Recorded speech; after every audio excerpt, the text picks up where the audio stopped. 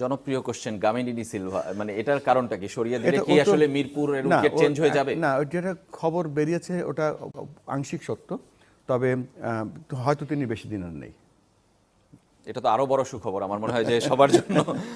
মানে ইনফ্যাক্ট কালকে আমি সবগুলো বাংলাদেশের যে ফ্যাসিলিটিসগুলো আছে ঢাকাতে, মিরপুরে, সব খুঁটিয়ে খুঁটিয়ে দেখছিলাম, এবং অনেক কিছু জায়গা আছে যেগুলোতে ইমপ্রুভ করা যায়। আমার মেন কারণটা ছিল হচ্ছে যে আমাদের টিম খেলতে যাবে এশিয়া কাপ।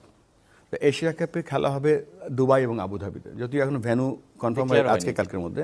তা হওয়া উচিত যেন দুবাই আবুধাবির যে পিচ, সেই রকম পিচে, সো দ্যাট আমাদের প্লেয়াররা অ্যাক্লিমাটাইজ হতে পারে, তারা বুঝতে পারে। ট্রেনিং এডুকেশন বা ক্রিকেট এডুকেশন ডিপার্টমেন্টের আন্ডারে আনবো, কেননা এই without good curators, without good match officials, without better cricket teachers, cricket কখনো উন্নয়ন হবে না। সো এটা একেবারে আমাদের একটা কোর এবং আমাদের one of the major priority আর কি এই মুহূর্তে।